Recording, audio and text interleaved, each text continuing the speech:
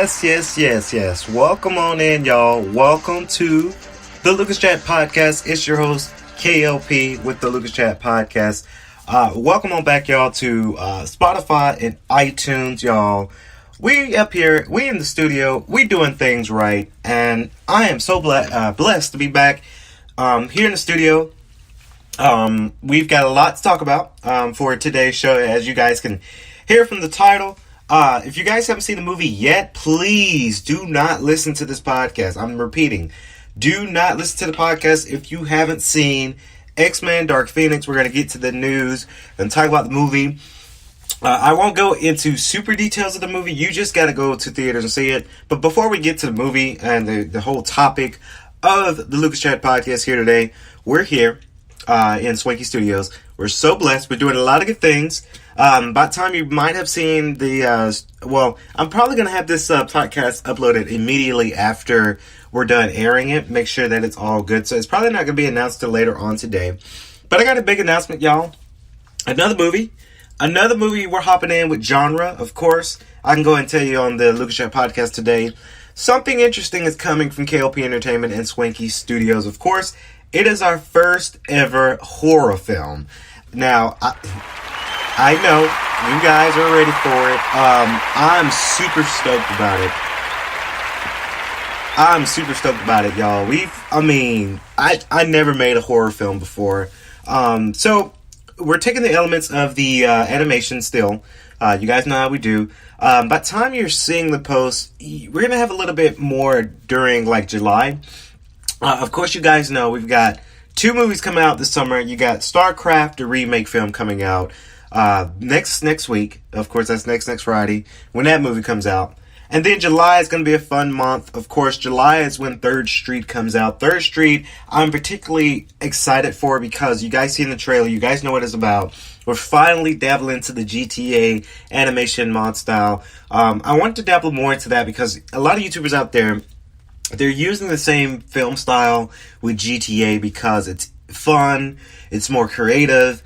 We're not using Toontastic or Evertoon for this project for Third Street. So, again, I wanted to dabble more into that. I want to dabble more into it. And I'm remaking another film from the GTA style, and I'm calling it Bayview Lodge. So it's going to be a first-era horror movie.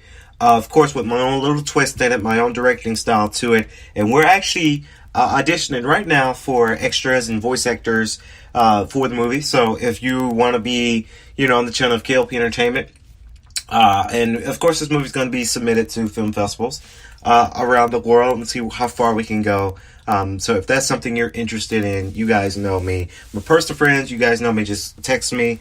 You guys got my number for my closest friends. But if you're just someone who wants to work with me, please send me an email. Go to the website at www.lucas94.wix.com/KLPE, and under the message inbox, send me an email that you're interested, and then I'll email you back, and we'll go from there. But it's the first ever horror film.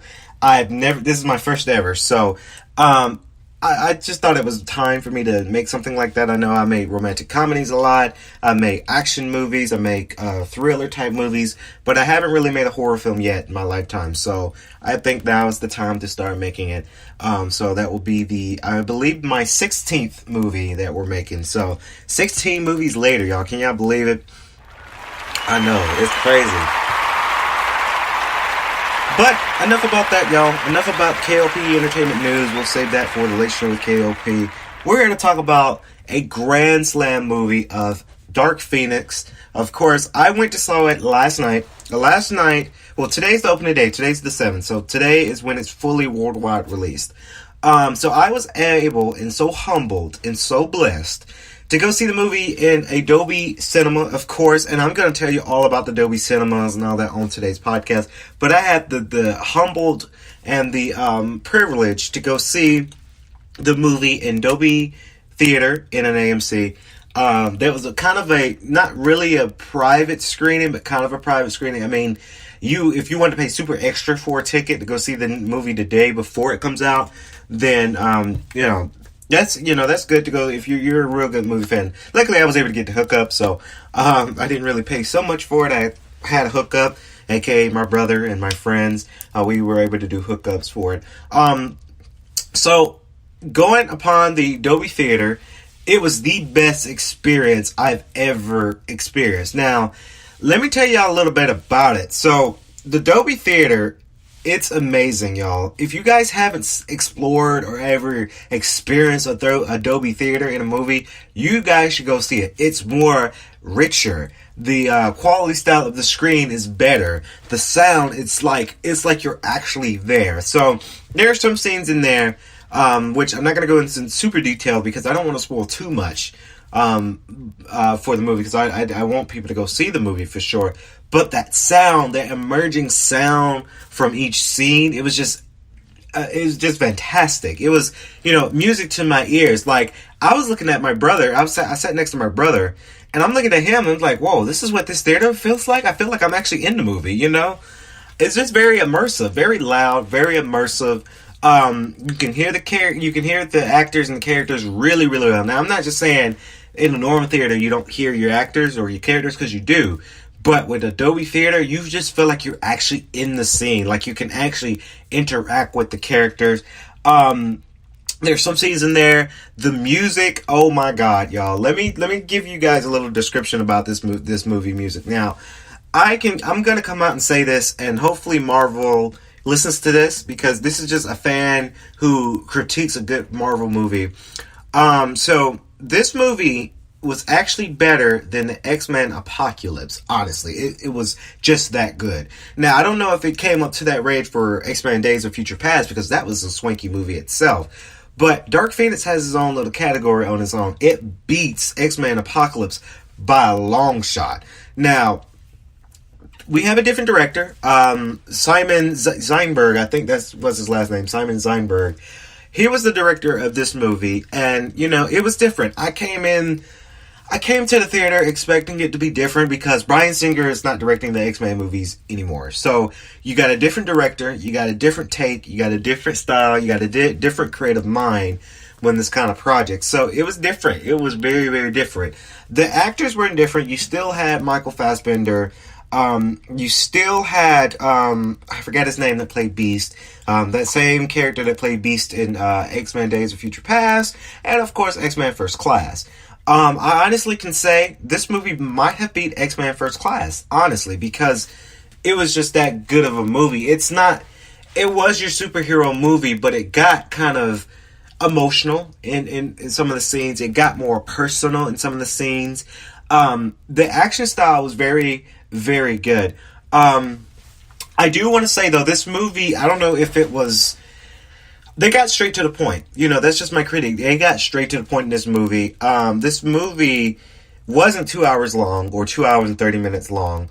At least I don't think it was. This movie was exactly maybe an hour and 40 minutes, give or take. So it was a rarely short kind of film, but it was short enough that we got satisfied with the script and the story, and really showing the backlash of Jean Grey Phoenix. So it's very interesting to see. And one of my favorites is Nightcrawler. I really like him in the video games and in the old classic X-Men. So it was very good to see Nightcrawler. They made him a little bit skinny, but I think he was that skinny when he was younger. So Nightcrawler was in there.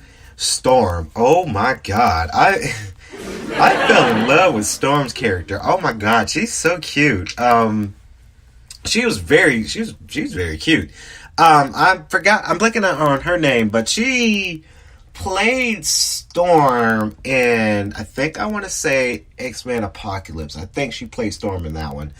I can't remember if she played the same Storm in Days of Future Past. I can't remember, but that's the same kind of actress that plays Storm, and she's right. She's very, very cute, and that accent was so, oh my God. Like, I was looking at my rose like, oh my God, she's my favorite. Like, I melt. Like, I love girls with accents. I really do. Foreign accents, it just drives me wild. I do. But this movie here is exciting, y'all. Dark Phoenix, again, it wasn't a lackluster movie. This movie, I can tell they really put some thought into it. I wish that the marketing side could have been better for the movie. I think the movie didn't get enough advertisement as it should.